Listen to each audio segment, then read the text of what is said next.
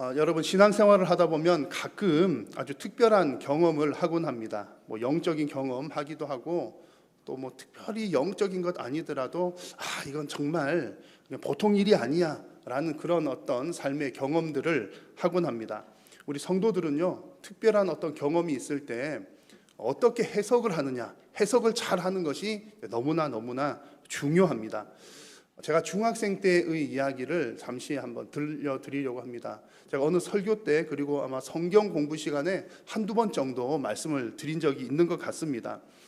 제가 중학교 다닐 무렵에 같은 교회에 있는 어느 한 친구가 저에게 와서 입신이라고 하는 것을 가르쳐 주더라고요. 입신. 아마 아시는 분들 계실 테고 모르시는 분도 있겠는데, 입신이라고 하는 것은 어떤 뭐 영적인 상태로 들어가는 그런 거, 초월적인 상태로 들어가는 것.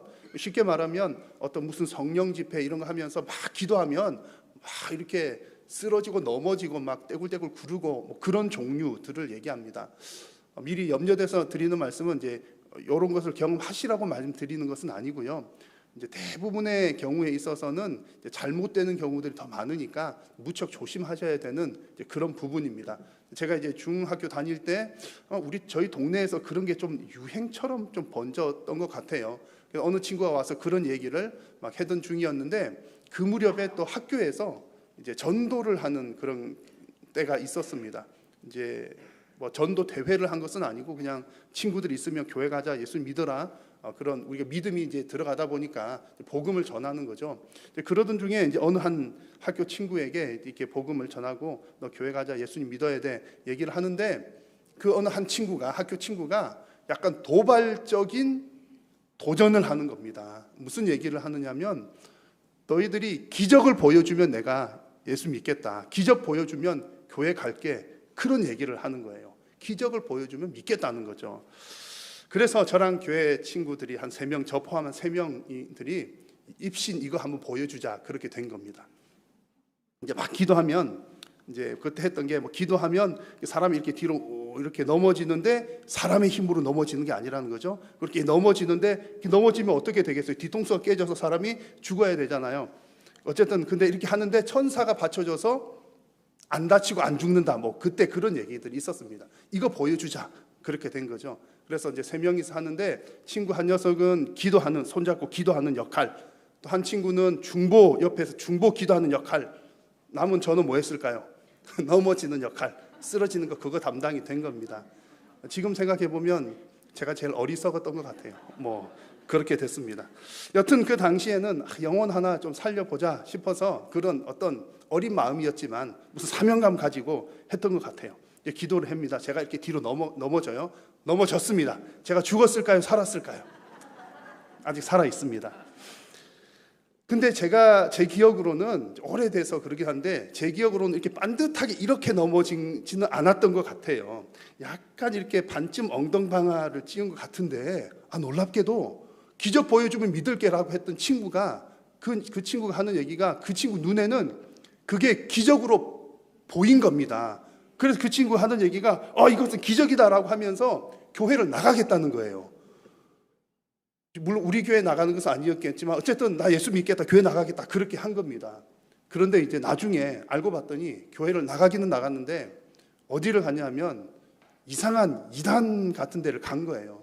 그리고 더 나중에 이제 청년 언제 됐을 때 뒤늦게 소식을 들은 바에 의하면 이단 쪽에 가서 신학교를 가서 목사가 됐다는 얘기를 들은 겁니다. 그러니까 제가 잘한 건지 못한 건지, 이단 하나 만든 건지 어떻게 된 건지, 지금은 벌써 수십 년 지나서 어떻게 되는지 모르지만 그 무렵에 그런 일이 있었습니다. 이 얘기 드리는 이유는 그 신기한 어떤 현상을 이제 보기는 봤는데 해석을 잘 해야 된다는 거죠. 우리 인생에서 어떤 기적 같은 일, 특별한 일 일어나면 그 가운데서 하나님을 발견하고 하나님을 바르게 알아야 되는데, 이제 그 친구 같은 경우는 그 기적, 어떤 신기한 현상, 이거 신기하다 해가지고 아마 그 부분들을 쫓아갔던 것 같아요. 그러니까 그런 거 하는 데를 찾아가고 그렇게 하다가 그쪽 길로 가게 된 것이죠.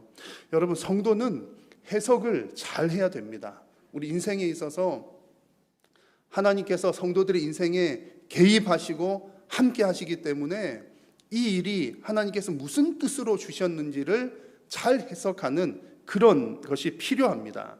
고난이 다가올 때는 하나님께서 왜 고난을 주셨는지 고난을 잘 해석을 해야 되고, 때로는 하나님께서 능력을 베푸실 때는 왜 하나님께서 이런 큰 능력을 보여주시지, 왜 이렇게 잘 되게 하시지, 그때도 마찬가지로 하나님의 뜻을 찾는 해석을 잘 해야 됩니다. 그렇게 해야 내 신앙이 바르고 건강하게 잘 자라나갈 수가 있습니다. 오늘 함께 나눌 말씀은 바울이 이제 죄수의 신분으로 배를 타고 가다가 재판 가는 중에 파선당하고 멜리데라고 하는 섬에 이르게 해서 그곳에 잠시 머무르는 동안 일어났던 몇 가지 사건들에 관한 이야기들입니다. 아주 특별한 일들이 일어났는데 하나님께서 이 과정 가운데에서도 우리들에게 주시고자 하는 메시지가 있고, 또 우리가 그런 과정 특별한 일을 베푸실 때 해석을 잘 해야 되는 것을 오늘 우리들에게 말씀을 해 주십니다.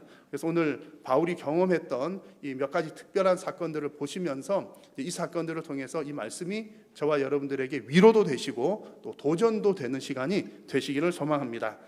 자, 지난번 여러분 사도행전 말씀 하셨던 것 이어지는 내용이어서 아마 조금 기억을 하실 겁니다. 지금 바울은 죄인의 신분으로 로마로 압송을 되는 중인데 알렉산드리아라고 하는 배를 타고 가고 있었습니다. 그러다가 유라굴로 광풍을 맞아서 14일 정도 표류를 하게 되었어요. 그 배에는 바울을 포함한 276명의 사람들이 승선하고 있었는데, 바울이 탄 그 배는 파선을 당했지만 사람들은 모두가 다 안전하게 육지로 올랐습니다. 오늘은 그 이야기로부터 시작합니다. 그래서 육지에 오르고 보니 그 섬은 멜리데라고 하는 곳이었습니다. 자, 본래는 이 바울이 탄 알렉산드리아 배가 이 지도의 중간쯤에 있는 이곳 미항에서부터 해서 북서쪽에 있는 베닉스라고 하는 항구로 가려고 했습니다. 그런데 하나님께서 길을 다른 곳으로 인도를 하신 거죠. 이 그레데 섬으로부터 큰 광풍이 불어와서 이 배가 표류를 하다가 결국 이곳 멜리데까지 이르게 된 겁니다. 이 멜리데는 그 위쪽에 보이는 곳이 이탈리아 반도인데요. 이탈리아 반도 남쪽에 있는 이곳 섬이 시칠리아라고 하는 섬이고, 그 아래쪽에 있는 아주 작은 섬입니다. 지금은 몰타 공화국이라고 부르는 작은 도시 국가입니다. 지금 바울이 탄 배가 지금 이곳 멜리데, 곧 몰타에 이르게 된 것입니다. 자, 바울과 이 배에 탄 사람들이 이 섬에 도착했을 때 이 섬 원주민들의 반응이 아주 특별했습니다.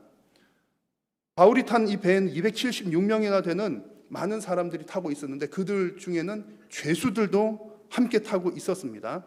자, 여러분 이 상황을 한번 상상을 해보십시오. 여러분들이 섬에 살고 있는 원주민들인데 지금 저 먼 곳에서 보니까 한밤중에 아마 새벽 무렵이죠. 뭐 배 한 척이 저 멀리 걸쳐져 있고 이렇게 배는 점점점 이렇게 깔아앉고 있는 중이고, 거기서 사람들이 수백 명이 수영을 해서 이렇게 나오는 겁니다.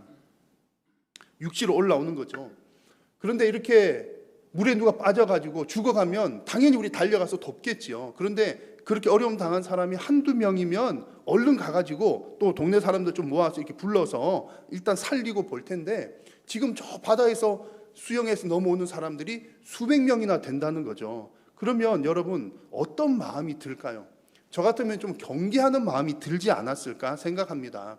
왜냐하면 저기 오는 사람이 한두 명도 아니고 수백 명인데다가 멀리서 보니까는 군인 복장한 사람도 있고 죄수복을 입은 사람도 있고 막 섞여 있단 말이죠. 그러니까 지금 저 사람들이 오는데 우리 섬에 와서 적은 숫자도 아니고 우리에게 어떤 일을 할지, 해를 끼치게 될지 유익을 끼치게 될지 모르는 상황이어서 그냥 무작정 도와주는 것은 아마 어려운 상황. 그래서 도와는 주더라도 살려야 되니까 도와는 주더라도 경계부터 하지 않았을까, 그런 분위기였을 것 같습니다.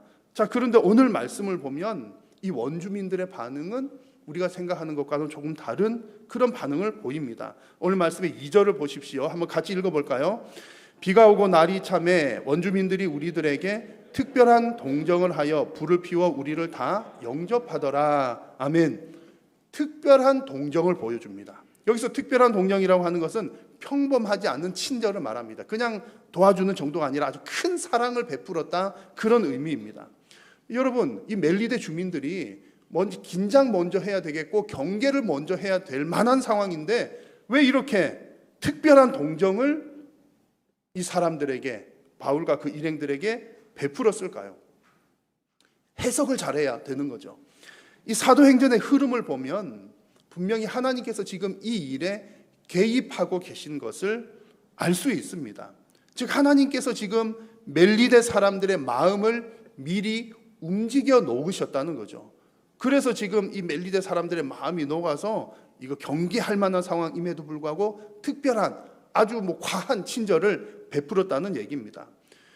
자, 이도 이럴 것이 이 근거를 어디서 찾을 수 있냐면 바울이 이렇게 바다에서 표류를 하고 있던 중에 하나님의 사자가 바울에게 나타나서 이런 얘기를 했습니다. 하나님께서 너와 함께 항해하는 자들을 다 너에게 주셨다. 그러니까 그 사람들 한 명도 다치지 않고 죽지도 않고 다 살려주겠다라고 하는 메시지를 바울이 받은 겁니다. 하나님께서는 이 약속과 이 계획을 따라 이 배를 멜리데 섬까지 인도하셨고 미리 하나님께서 그 주민들의 마음을 따뜻하게 녹여 놓으셔서 바울과 그 일행들에게 아주 특별한 동정을 베풀도록 하셨다는 얘기입니다. 하나님께서 이 일을 주도하고 계셨다는 거죠. 네, 여러분, 이 상황 가운데 1절 말씀을 다시 한번 보시면 그들이 멜리데 섬 도착했을 때 이런 표현을 합니다. 우리가 구조된 후에 안즉 그 섬은 멜리데라 하더라. 여기서 우리가라고 하는 말은 지금 누가가 하는 얘기입니다. 사도행전을 기록하는 누가를 포함한 바울의 일행들 이 섬에 아침 새벽 무렵에 해 뜰 무렵에 이렇게 도착해서 이렇게 보니까 이곳이 멜리데 섬이로구나 알았다는 얘기입니다. 눈으로 보고 알았을 수도 있고 누군가 구조한 사람들이 알려주었을 수도 있지만 어쨌든 멜리데 섬이라는 것을 알았는데 이곳의 멜리데라는 것을 알았다는 얘기는 무슨 얘기냐면 이 멜리데라고 하는 이름의 뜻이 피난처라고 하는 뜻입니다.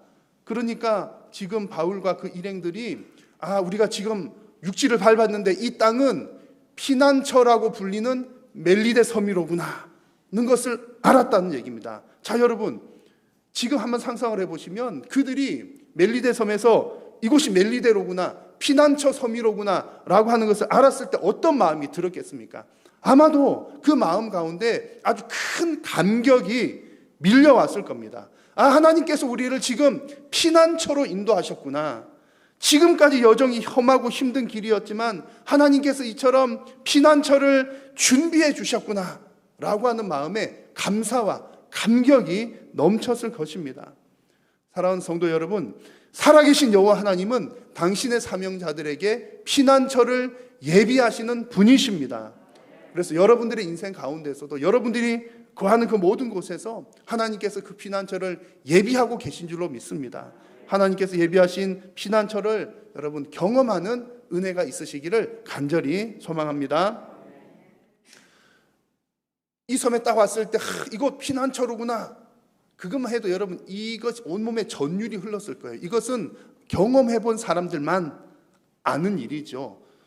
그냥 하나님 믿지 않는 사람은 우연히 우리가 왔는데 우연히 이곳에 왔겠지, 어쩌다 보니 여기 떨어졌겠지라고 생각하지만 하나님 믿는 사람들은 알잖아요. 하나님께서 오묘하게 역사하신다는 것. 하필이면 우리를 구조해 주셨는데 피난처라고 하는 이름을 가진 섬이었구나. 그 많은 곳 하나님께서 인도하셨구나 라고 하는 것을 경험을 했다는 얘기입니다. 그것도 특별한 경험인데 이곳 멜리데 섬에서 그들은 특별한 경험을 또 계속 하게 됩니다.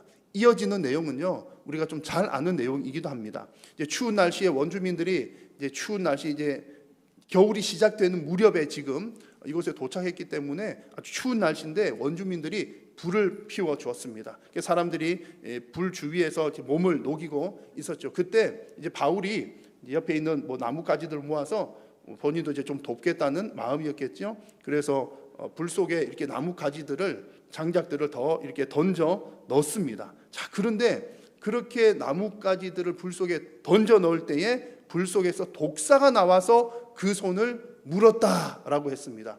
아마 그 나뭇가지들 속에 독사 한 마리가 섞여 있었던 모양이죠.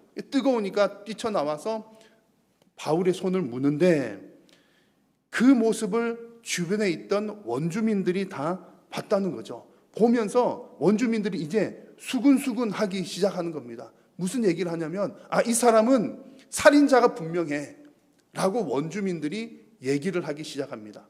왜냐하면 그 원주민들이 생각할 때는 아주 인과응보 사상이 분명하게 있었던 것 같습니다. 그래서 뭔가 재앙을 당했다는 얘기는 죄를 지었다는 얘기야. 죄를 지으니까 재앙을 당하는 거야. 그런 생각들을 가지고 있었는데 이 사람들이 파선당하는 것도 뭔가 죄가 있기 때문이었는데 지금 독사에게까지 물리는 걸 보니까 이 사람 이제 곧 죽을 사람이고 이 사람은 죄인인 것이 분명해. 살인자가 맞구나. 죄수로 잡혀온 것도 보니까 틀림없이 나쁜 사람이 맞아. 이런 얘기를 서로 간에 하고 있는 겁니다. 그러니까 원주민들이 볼 때는 이제 바울은 좀 있으면 죽을 목숨이라는 거죠. 그런데 그 상황에서 특별한 일이 벌어졌습니다. 말씀의 5절을 보니까 바울이 그 짐승을 불에 떨어버리며 조금도 상함이 없더라. 독사에게 물렸는데 분명히 죽을 게 뻔한데 우리 동네에서 저 독사에게 물려서 안 죽은 사람이 없었는데 바울은 아무렇지도 않게 떨어버리고 조금도 상함이 없었습니다. 한참을 기다렸는데도 바울이 죽지 않고 멀쩡한 겁니다. 그러니까 이제 또다시 원주민들 사이에서 또 수근수근 이제 난리가 나는 거죠. 이 사람은 보통 사람이 아니로구나. 그래서 6절 말씀 마지막에 보니까 이 원주민들이 하는 얘기가 생각하면서 말하되 그를 신이라 하더라. 바울을 향해서 저 사람은 신이 분명해. 보통 사람이 아니라 신이 사람으로 내려온 거야. 그런 얘기까지 합니다. 자, 여러분, 제가 서두에서 말씀드린 것처럼 특별한 사건일수록 해석이 중요합니다. 지금 바울이 독사에게 물려도 죽지 않은 여러분 이 사건을 보면서 무슨 생각을 해야 될까요? 어떻게 해석을 해야 됩니까? 바울을 먼저 생각해서는 안 된다는 얘기입니다. 왜냐하면 이 일은 하나님께서 하시는 일이기 때문입니다. 그래서 이 사건에 대한 바른 해석은 하나님의 말씀이 성취되는 사건이요 하나님의 은혜를 확인하는 사건이라는 겁니다. 어떻게 이것을 알 수 있냐면 이미 예수님께서 이와 관련된 얘기를 해주셨기 때문입니다. 마가복음 16장의 말씀을 보면 예수님께서 제자들을 불러 모아놓고 다 전도하러 이렇게 보내시면서 제자들을 이렇게 흩어 보내시면서 말씀들을 하시는데 너희들 가서 복음을 전하라. 복음을 전할 때에 믿는 자들에게는 이런 역사가 있을 것이다 라고 말씀을 하시면서 쭉 얘기를 하셨는데 그 가운데 18절 말씀에 뱀을 집어 올리며 무슨 독을 마실지라도 해를 받지 않을 거다. 예수님이 제자들에게 그 말씀을 하셨거든요. 물론 바울이 이 얘기를 직접 들은 것은 아니지만 지금 제자들에게 하신 그 말씀이 바울에게 지금 경험이 되고 있는 겁니다. 지금 바울을 통해서 예수님께서 하신 그 말씀이 성취되고 있는 중이고 바울은 지금 독사에게 물렸지만 죽지 않는 은혜를 경험하고 있는 것입니다. 여러분, 하나님의 일을 하다 보면 다 잘 되는 것이 아니라 큰 풍랑을 만나기도 하고 생계와 생명의 위협을 당하기도 합니다. 그러나 분명한 것은 그 가운데에 하나님의 은혜가 함께 하신다는 사실입니다. 갑작스럽게 풍랑을 만나고 갑작스럽게 뱀에게 물리면 당황스럽기도 하고 원망하는 마음도 생길 수 있습니다. 내가 하나님 일을 하고 있는 중인데 주의 일을 감당하러 왔는데 내가 죄수가 되다니, 감옥에 가다니, 내가 주의 일을 감당하는데 배 타고 가다가 파선을 당하다니, 내가 주의 일을 감당하는데 이번에는 뱀에게, 독사에게 물리다니. 여러분, 하나님의 일을 하는 중에도 원망거리, 불평거리들이 계속해서 생겨날 수 있습니다. 근데 여러분, 무엇이 중요하다고요? 해석이 중요하죠. 잠시만 기다려보면 아무 문제가 없음을 알 수가 있고 오히려 그 모든 과정들이 하나님께서 예비하신 은혜의 과정이라는 것을 확인할 수가 있습니다. 여러분, 여러분의 모든 환경들이 그 하나님의 은혜를 확인하는 귀하고 복된 자리가 되시기를 간절히 소망합니다. 이어지는 내용들도 여러분 같은 맥락입니다. 지금 바울이 독사에게 물렸는데 죽지 않는 것은 하나님의 능력을 확인하는 시간이었고 또 하나님의 은혜를 확인하는 시간이었습니다. 이 얘기가 멜리데 섬에서 이제 핫 이슈가 되었겠지요. 크지 않은 섬이니까 아마 금방 그 소문들이 퍼져 나갔을 겁니다. 그 소문 탓인지 이 멜리데 섬에서 가장 높은 사람인 보블리오라고 하는 사람이 바울과 그 일행들을 자기 집으로 초대를 해서 잔치를 베풀어 줍니다. 아주 융숭하게 대접을 사흘 동안 친절하게 베풀어 주었습니다. 아마도 이 보블리오라고 하는 사람이 이렇게 친절을 베푼 이유는 이 보블리오의 부친이 열병과 이지를 앓고 있었는데 아마 이 바울이라고 하는 사람이 대단한 사람인 것을 보니까 내 아버지 병을 좀 낫게 해줄 수도 있지 않을까, 막 그런 기대감이 있었던 것 같습니다. 어쨌든 결국에 오늘 말씀의 8절을 보니까 바울이 이 보블리오의 집에 들어가서 그 부친에게 기도하고 안수를 했더니 부친의 병이 깨끗하게 다 나았습니다. 또 다른 특별한 사건이 일어나게 된 거죠. 독사 물렸는데 죽지도 않아 이번에는 보블리오 아버지 위해서 기도하고 안수했더니 병까지 낫습니다. 여러분, 이 사건을 어떻게 해석한다고요? 누구의 능력입니까? 이 사건은 바울의 능력을 증명하는 것이 아니라 하나님의 능력을 증명하는 사건입니다. 여러분, 성도를 통해서 나타나는 모든 기적들과 이적들은 그 사람의 능력이 아니라 하나님의 능력입니다. 또한 그것은 하나님의 약속의 성취입니다.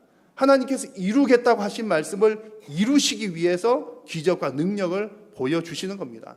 앞서 말씀드린 예수님의 이야기를 다시 한번 보십시오. 예수님께서 뱀 이야기하신 뒤에 뒷부분 나온 얘기, 병든 사람에게 손을 얹은 즉 나을 것이다 라고 약속하셨는데 그 약속이 지금 바울을 통해서 성취되고 있는 순간입니다. 여러분, 만약에 여러분들이 이제 그런 일 없으셔야 되겠지만 병원에서도 안 된다고 뭐 어쩐다 그랬는데 이제 그런 큰 병이 걸렸어요. 저에게 왔어요. 제가 이렇게 기도를 했습니다. 병이 깨끗하게 나았어요. 그럼 그 능력이 누구의 능력이라고요? 저를 좀 띄워주시면 안 되실까요? 그것은 전적으로 하나님의 능력입니다. 그래서 여러분, 그런 경험이 있을 때 성도는 하나님을 바라보아야 되고, 그 능력을 베푸는 사람을 보는 것이 아니라 하나님을 바라보아야 되고 하나님의 뜻을 물어야 하며 하나님 앞에 엎드려야 합니다. 기도를 해도 때로는 하나님 응답 안 해주시는 것도 있어요. 근데 응답을 내가 원하는 대로 주시는 것도 응답이요, 안 주시는 것도 응답이지 않습니까? 그래서 주시면 하나님께서 나를 왜 이렇게 고쳐주셨습니까? 라고 하나님의 뜻을 물어야 되고, 고쳐주시지 않으시면 하나님 왜 안 고쳐주십니까? 라고 하나님 앞에서 뜻을 묻고 하나님 앞에 엎드려야 합니다. 그것이 성도의 바람직한 신앙의 모습입니다. 오늘 성경에서 이 보블리오의 부친의 병이 낫자 그 소문이 또 온 동네 퍼져가지고 온 동네 병든 사람들이 다 와서 나도 고쳐주시오, 나도 고쳐주시오 하고 바울을 찾아왔습니다. 바울이 3개월 머무는 동안 아마 이 사람 저 사람 많은 사람들의 병을 고쳐 주었습니다. 그래서 이 기간 동안에 바울이 멜리데 섬에 머무르는 이 3개월 이 시간들은 이 멜리데 섬에서는 아마도 은혜가 차고도 넘쳤을 겁니다. 병 고침을 받은 사람들은 내 인생의 제일 큰 문제가 아픈 거잖아요. 아프면 건강이 잃으면 다 잃은 거니까 병 고침을 받았으니 너무 감사가 넘쳤을 것이고, 또 중요한 것은 병을 고치는 사람들, 바울과 그 일행들의 입장에서 볼 때는 병 고치는 역사, 이제 내가 능력 받았구나, 이래서 은혜가 넘치는 것이 아니라 하나님께서 고쳐주시겠다고 약속하셨는데 그 약속을 이루시는구나, 하나님의 약속하시는 일이 이루어지는 것을 보면서 고친 바울과 그 일행들에게도 은혜가 넘쳤을 것입니다. 여러분, 이 모든 역사들은 복음이 전해지는 과정 가운데 나타난 역사였습니다. 그래서 여러분, 만약 여러분들께서 정말 어떤 기적을 경험하기를 원하신다면 하나님께서 역사하는 자리에 있으면 특별한 일들을 경험하시게 됩니다. 지난번 부흥 강사로 오셨던 부흥 강사 목사님께서 하셨던 얘기들 중에 우리 아마 예배 중에는 자세하게 뭐 간증하거나 그러진 않았는데 중국에서 선교를 하면서 뭐 대단한 일들이 있으셨다고 하더라고요. 정말 병든 사람 일어나고 막 별 대단한 일들이 일어났는데 간증을 잘 못한다고 합니다. 왜냐하면 진짜 증인이 없으면 너무 이렇게 거짓말처럼 부풀린 얘기처럼 들릴 만큼 놀라운 기적들이어서 말을 이렇게 간증하기도 쉽지 않다고, 했습니다. 그런데 그 얘기를 들으면서 제가 드는 생각이, 지금 우리가 일반적으로 볼 때는 하나님께서 이미 성경을 통해서 우리 다 계시해 주셨고 말씀해 주셨기 때문에 우리는 하나님 성경 말씀을 통해서 하나님 만나는 길이 제일 안전하고 정확한 길입니다. 그런데 그 성경이 아직 번역되지 않거나 전해지지 않거나 또 특별한 상황이거나 필요한 곳에는 지금도 여전히 하나님께서는 역사하고 계시는 줄로 믿습니다. 그래서 선교 지역의 최전방들에서는 뭐 중국이든 또 혹은 뭐 인도라든지 그런 데서는 초대교회에 나타났던 그 놀라운 기적과 이적들이 지금도 여전히 나타난다고 하는 거죠. 그런 일들이 여러분 언제 나타난다고요? 하나님께서 일하실 때, 하나님의 뜻이 이루어지는 곳에, 복음 증거가 필요한 곳에 그런 역사들이 나타납니다. 그래서 여러분의 인생들이 하나님 앞에 귀하게 쓰임받는 인생이 될 때 또한 하나님께서 놀라운 역사들을 보여주실 줄로 믿습니다.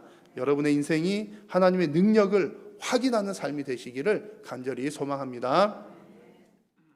바울은 이렇게 멜리데 섬에서 추운 겨울 동안 석 달을 머무르게 되었는데 이제 이곳을 이제 떠날 시간들이 되었습니다. 이곳에서의 3개월 시간은 바울이 계획한 시간은 아니었습니다. 재판을 받으러 로마로 가다가 풍랑 만나서 이곳으로 몰려온 것이었죠. 여러분, 그런데 이곳에서 3개월 동안 놀라운 일들이 일어났지 않았습니까? 근데 곰곰이 생각을 해보면 놀라운 일이 일어났다는 것 자체가 놀랍습니다.